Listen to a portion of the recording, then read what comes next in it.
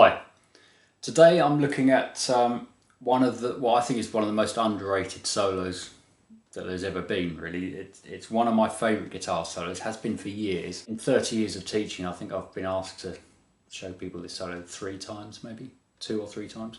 So it's the guitar solo from the live version of No Woman No Cry by Bob Marley. So it's in the key of C sharp major. It's not that easy to play, but it's not ridiculously hard. So yeah, we'll get into it. Okay, so C sharp pentatonic major. Hopefully you'll know that scale in a couple of different places before trying this solo. But it starts off like this. The C sharp note is here that we're concerned with at the beginning. And it leads into the C sharp note by going, plays it there. So that's the first phrase. And then we've got a slide from the 13 on the 4th string to the 15. And then next string, 3rd string, 13, 15. 2nd string, 14. 2nd string, 16, but bend it to an 18. So the 16 sounds like an 18. So that first couple of phrases was.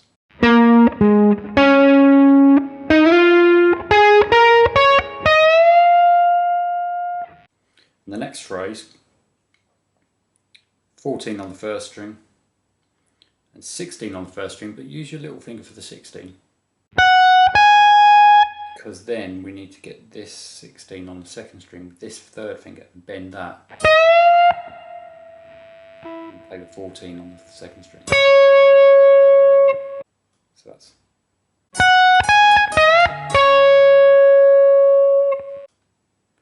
And then a little bit of an odd phrase here.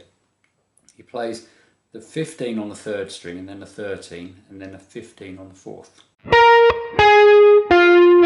Now that in itself isn't that weird, but he slides down and then goes into more of a sort of, rather than C sharp major, more C sharp blues scale or sort of pentatonic minor.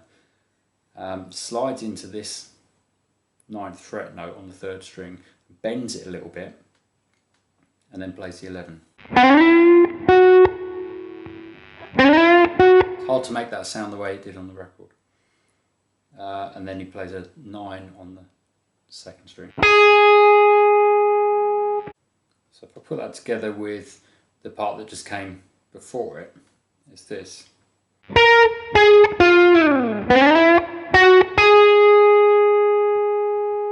So to recap from the beginning.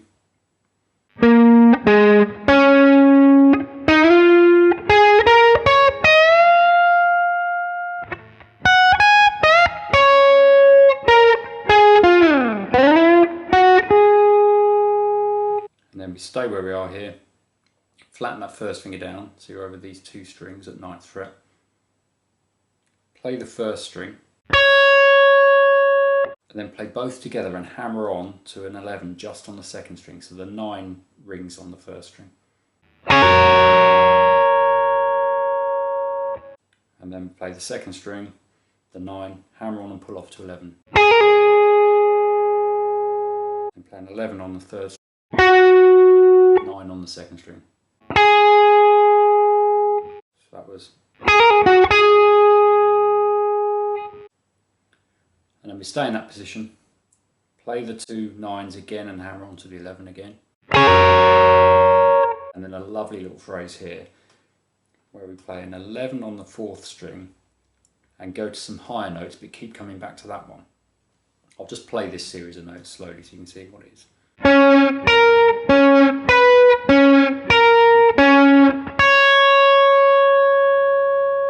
That was. It's a little bit awkward to get, but it sounds really good. And then he jumps down to a bluesy note, which is the 3rd string, 9th fret, and bends it so it sounds like a 10. And then plays an 11 here on the 4th.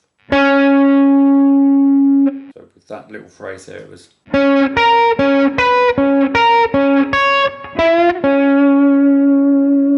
One of my favourite bits of the solo.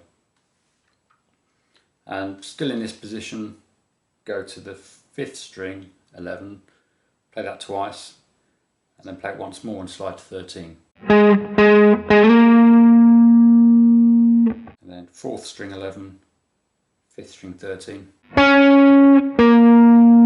4th string 11, 13, slide to 15. That was.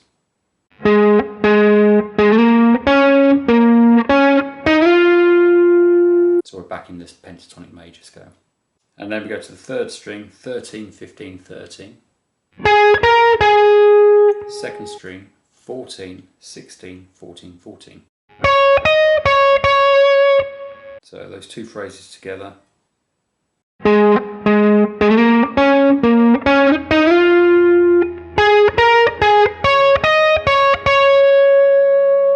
From there, we play the 15 and the 13 on the 3rd string, 14 on the 2nd string, 16 on the 2nd string, but bend it to an 18 and with the 3rd finger, and then little finger plays the 16 below. And then the same bend and release. So that was.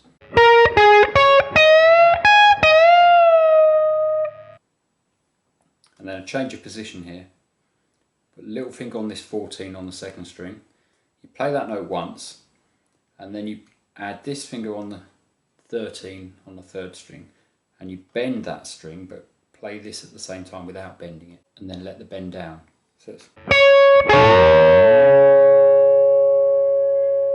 And then you move that same shape down to 9th and 8th fret. And we do a very similar phrase here. You don't pick the 2nd string on its own first, you just play them the two together, do the bend, release, pull off to a 6, then play an 8 on the 4th string. So that's. And then we go straight into a bend on the 3rd string, 8th fret. And this is an interesting one really. It bends it up a tone, so it makes the 8 sound like a 10, but puts a lot of vibrato on it, which makes it almost sound like he's bending it a bit further and then letting it back. So it sounds like this. And then whilst that's being held there, he then pushes it even further to make it sound like an 11. So that, put those two together, it's.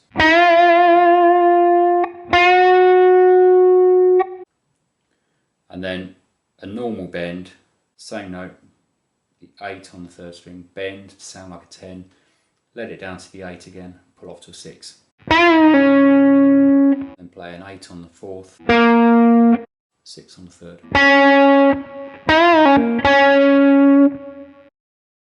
So from that first bend with the vibrato, it was.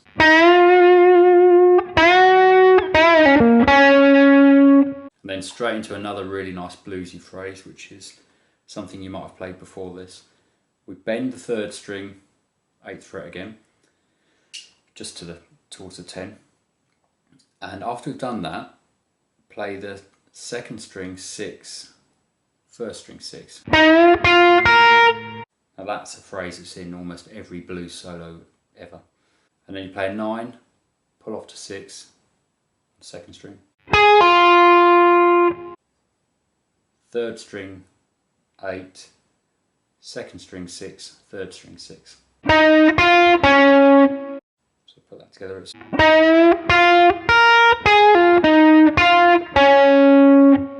Then straight away repeats that, but doesn't play the last note. So it doesn't go to this 6 here. It ends on that one. So those together sound like this.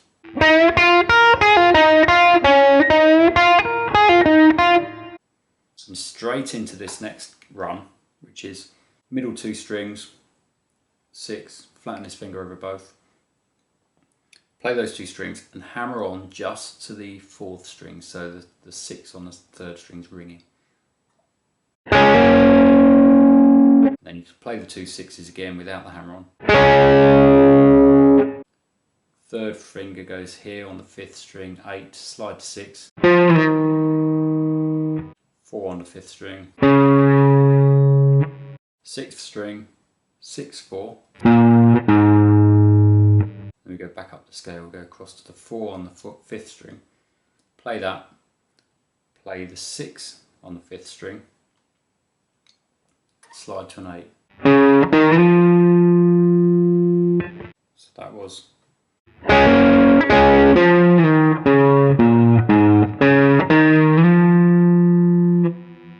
And then we play a 6 on the 4th string, hammer onto 8, 6 on the 3rd string. That whole run was. And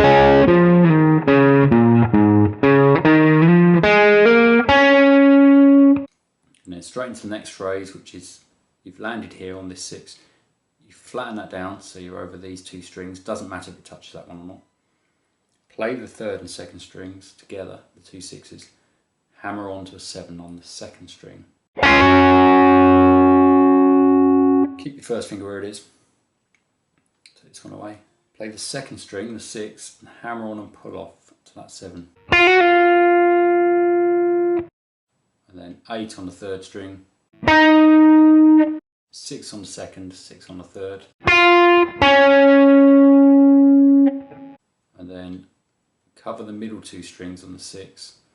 Play those, hammer on and pull off, only onto that 1 string so the 6 continues to ring. It's maybe the hardest part of the solo, that part. So if I go from the little bluesy run, which I said is in most solos, most blues solos, slowly.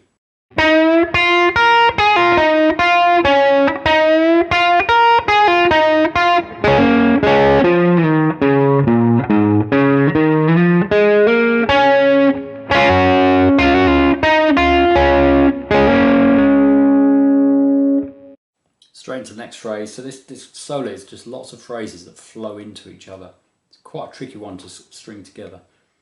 So the next one, still in the same hand position. Flatten your little finger over the top 2 strings at the 9th fret. And you play those 2. And then keep them there. Once they're ringing, you then play this note, which is the E flat, which is 3rd string, 8th fret. And you bend that up. And then let it down again, like this. And then play the 6 on the 3rd string, 8 on the 4th string, and then 3 6s on the 3rd string. Now that last little part, it sounds like there's just 2 of these. But I think it is actually 3 plays if you listen carefully. And then we just go straight into the next one, which is another really nice part. 5th string, 6th fret, it needs to be 3rd finger, and slide to 8. And then play the 6 on the 3rd string whilst this is ringing. So it's. And then we do a similar thing from here. Play that 8, slide to a 9, whilst it's ringing. We play an 8 there, so it's a slightly different shape. There's that one, then that one. Then we do a similar thing from here. We slide along 2 more with the same shape, but before you do, just play an extra one of these notes. So it's. And then you play it again and slide. So the 3 shapes are. It's part of a harmonised scale.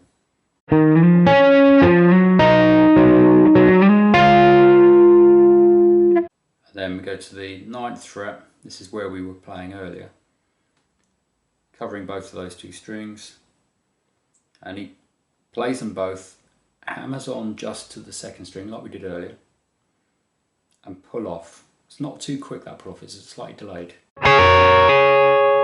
And then 3rd string 11, 2nd string 9. 3rd string 9, but bend it up so it almost sounds like a 10, which makes it bluesy. 11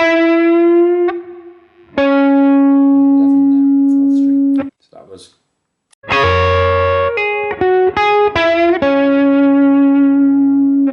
And then the last phrase, we play these 2 notes, which is a 13 on the 3rd string and then a 13 on the 1st string. separately like this. Move the same shape back to 11. And then this is another harmonised scale. 10 on the 3rd string, 9 on the 1st.